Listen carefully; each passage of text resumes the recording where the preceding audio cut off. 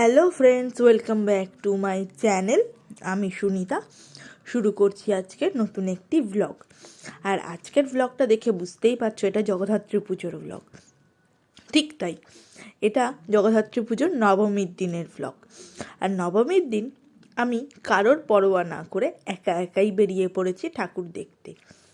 আর একা একা বেরোনোর একটাই কারণ ছিল যে দুদিন তো দিদির সাথে বেরিয়েই ছিলাম, আর আমার বর ছিল অফিসে। সে কারণেই মায়ের শরীরটা খারাপ ছিল বলে আর কি করা যাবে, তাই আমি একাই বেরিয়ে পড়েছিলাম। যে চন্দননগরের রাস্তায় আমি একা ঠাকুর দেখতে পারবো না, এটা কখনো হতে পারে? ছোটোবেলা থেকে এই সব ঠাকুরগুলো আমি দেখে বড় হয়েছি।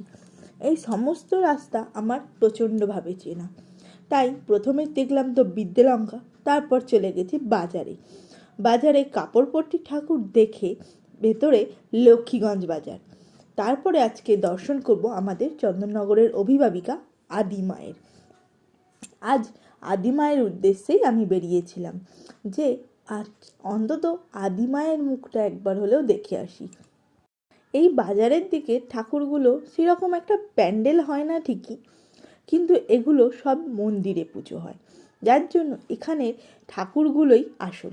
আমাদের এইখানকার ঠাকুরগুলো বড় মা, মেজো মা, এগুলো হচ্ছে সব থেকে পুরনো ঠাকুর, মানে বয়স বেশি। সব থেকে পুরনো এবং আদিমা তো অনেক বছরের পুরনো, প্রায় 200 বছরেরও উপরে। আর আদিমাকে দেখার আগে চলে গেছি এবছরের নতুন অ্যাড অন ঠাকুর জগন্নাথ বাটি, যেটা আমাদের প্রসেশনে অ্যাড অন হয়েছে, সেটার ভিডিও আমি আনবো। আর তার আগে চলো, আমাদের এখানকার থিম ছিল আমাদের চন্দননগরে ঐতিহ্যবাহী রথ। জগন্নাথ বাড়ি অথচ জগন্নাথ দেবের রথ হবে না, এটা তো হতে পারে না। সেই কারণে এখানকার প্যান্ডেলের থিম ছিল জগন্নাথের রথ, যেটা আমাদের চন্দননগরের ঐতিহ্যবাহী রথ। তো দেখলাম, সাথে মাকেও দর্শন করলাম। দর্শন করে এবার আমরা বেরিয়ে পড়ব আমাদের আদিমায়ের উদ্দেশ্যে। আজকে যাব আদিমাকে দর্শন করতে, যেটা না দেখলে আমাদের চন্দননগরের জগদ্ধাত্রী ঠাকুর দেখা ইনকমপ্লিট থেকে যায়। তাই এত বড় দোষ তো আমি করতে পারি না, এটা তো অন্যায় করা হবে। তাই আর দেরি না করে এখানকার লাইটিং দেখতে দেখতে চলে গেলাম আমি আদি মায়ের কাছে। মন ভরে মাকে দর্শন করলাম এবং মায়ের কাছে মনস্কামনা জানালাম। এখানে বেশ ভিড় ছিল। আর এটা হচ্ছে আমাদের আদি মায়ের মণ্ডপ। মণ্ডপ না, এটা হচ্ছে মায়ের গৃহ বলা চলে, মন্দির। এই মন্দিরেই দুর্গা পুজো হয় এবং জগদ্ধাত্রী পুজো হয়, আর মনে হয় কালী পুজো হয়, সেটা আমার ঠিক জানা নেই, কারণ কালী পুজোর সময় আমি এদিকটাতে আসি না। তো দেখেইছো, কালী পুজো আমার বাড়িতেই হয় এখন, তাই আর চন্দননগর আসা হয়ে ওঠে না। এখন সন্ধে টাইমটা হচ্ছে 7:44, তাই খুব একটা রাত বলবো না। আর একটা অবাক কাণ্ড হয়েছিল আজকে এই মায়ের কাছে না। আজকে যেমন নবমী, দশমীতে আমি মায়ের ঠিক চরণ ছোঁয়ার মতন সৌভাগ্য অর্জন করেছিলাম।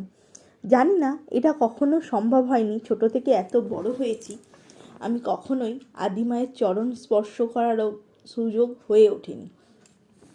কিন্তু সেটা আমার যেহেতু ভ্লগে নেই, তাই জন্য আমি এটা আজকে বলে দিলাম। এটা হয়েছিল দশমীর দিন। এবছর যেহেতু ষষ্ঠী এবং সপ্তমী একই দিনে পড়েছিল, তাই আমাদের জগদ্ধাত্রী পুজোটাও এক্সটেন্ড করা হয়েছিল, একটা দিন বাড়িয়ে নেওয়া হয়েছিল। তাই সব কিছুই একদিন করে পিছিয়ে গেছে। আজ যেমন নবমী পালন, কাল দশমীর দিন কিন্তু বিসর্জন হয়নি।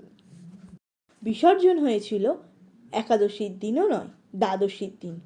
একাদশীর দিন প্রসেশন হয়েছিল, যেখানে বিসর্জন হয়ে থাকে। তাই আমাদের ঠাকুর দেখাটাও একদিন এক্সটেন্ড হয়ে গিয়েছিল। তাই আদিমাকে দর্শন করে ভাবলাম বাড়ি যাব। তারপরে ভাবলাম না, আমাদের চন্দননগরের এবছরের সবথেকে বিখ্যাত লাইট বড় বাজারে না গেলে কি হয়।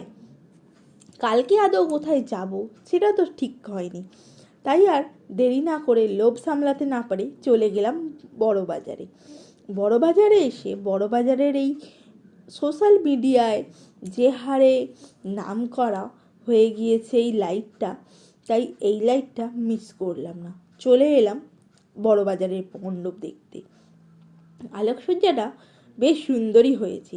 আর এই আলোকসজ্জাটা আর কারণ না, আমাদের চন্দননগরের এক বিশিষ্ট আলোকশিল্পী দিব্যেন্দু বিশ্বাসের, অর্থাৎ চিকুদার। আর চিকুদার নামটা তো আমি আগেও বলেছি আমার ব্লগে, কারণ সে হচ্ছে আমার এক পিসতুতো দাদা, আমার বড় পিসির ছেলে। তাই এই আলোটা যখন বিখ্যাত হয়েছে তার জন্য কিছুটা হলেও গর্ব আমারও হয়েছে। আর তাকে আরও নতুন নতুন আলো উপহার দেওয়ার জন্য অনেক অনেক রিকোয়েস্ট করলাম। যদি সে আমার ব্লগটা দেখে থাকে, তাকে অসংখ্য অসংখ্য ধন্যবাদ এত সুন্দরভাবে চন্দননগরকে বিশ্বের দরবারে তুলে ধরার জন্য। এবং আমার এই ব্লগটার মাধ্যমে তাকে আমি কংগ্রাচুলেশনও জানাচ্ছি, কারণ এই লাইটটা সত্যি বেশ সুন্দর হয়েছে। মণ্ডপ সজ্জাটাও বেশ ভালো হয়েছে। একটা গ্রাম্য প্রকৃতিকে তুলে ধরা হয়েছে, কিন্তু তার মধ্যেও একটা অপূর্ব ছোঁয়া আছে। আমি যখন বড়বাজারে ঠাকুর দেখছিলাম, আমার দিদি আমায় ফোন করে, বলে ওদের সাথে ঠাকুর দেখতে বেরোতে, আর ও যাচ্ছিল একদম অন্যদিকে। আর অ্যাকচুয়ালি তখন আমি অলরেডি অনেকগুলো ঠাকুর দেখেই ফেলেছি, তাই আর ঠিক সেইভাবে ক্রেজটা ছিল না। আর ওরা যেগুলো দেখেছে সেগুলোও বেশ সুন্দর সুন্দর, সেটা আমার দিদির ব্লগে আসবে, স্বদেশের খুঁটিনাটি। তাই তোমরা চাইলে ওর চ্যানেলটা ভিজিট করতে পারো। আর ও শান্তিপুরে থাকে, ওর চ্যানেলে কিন্তু জগদ্ধাত্রী পুজোরও বেশ কিছু ব্লগ আছে। তাই তোমরা যদি মনে করো, তাহলে নিশ্চয়ই ওই ঠাকুরগুলো দেখার জন্য যেগুলো আমি দেখিনি, কিন্তু চন্দননগরে আরও কিছু ঠাকুর দেখার জন্য তোমরা ওর চ্যানেলটা অতি অবশ্যই ভিজিট করো, স্বদেশের খুঁটিনাটি। আর আমি, এটা হচ্ছে বাগবাজার, বাগবাজারে চলে এসেছি।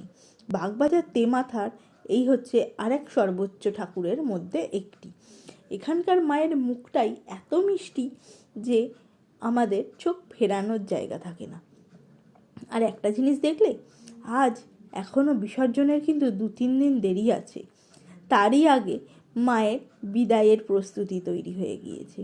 আর এই যে প্রস্তুতি দেখছো, এটা কিন্তু একদিনের ব্যাপার নয়, এটার পিছনে সারা বছরের অক্লান্ত পরিশ্রম থাকে বহু আলোকশিল্পী, যারা প্রতিদিন রাত জেগে এই আলো তৈরি করে চলেছে, যাদের কালঘাম ছুটে যাচ্ছে এই আলো প্রস্তুতিতে, যাদের রাত জাগা ঘুম চোখে এই কাজের পরিশ্রমের ফল আজকের এই আলো। এই চন্দননগরকে আজকে এত সুন্দর করে দেখতে পাচ্ছি, তার একটাই কারণ, বহু আলোকশিল্পী যারা রাতের ঘুম উড়িয়ে এই আলোর পিছনে খেটে চলেছে। তাই তাদের পরিশ্রমকে তো একটা স্যালিউট করতেই হয়। আজ হয়তো তাদের মতন করে এই কাজগুলো না করলে এত সুন্দর করে এত সুন্দরভাবে আলোকিত চন্দননগর হতো না। আর আমি আজকে আমার শেষ ঠাকুর তালপুকুর ধারের ঠাকুরটি দর্শন করে আমার ব্লগটা এখানেই শেষ করব। আর আমার এই ছোট্ট ব্লগটা যদি তোমাদের খুব ভালো লেগে থাকে, তাহলে please do like, comment and share, আর সাবস্ক্রাইব করতে কেউ ভুলো না। আশা করি আরও নতুন নতুন ব্লগ আনতে খুব তাড়াতাড়ি তোমাদের পাশে চলে আসবো। আর আমার এই ব্লগটা যদি ভালো লেগে থাকে, প্লিজ লাইক করো আর সাপোর্ট করো, যাতে আরও নতুন নতুন ব্লগ তোমাদের সাথে আমি শেয়ার করতে পারি। আর thank you so much for watching my video.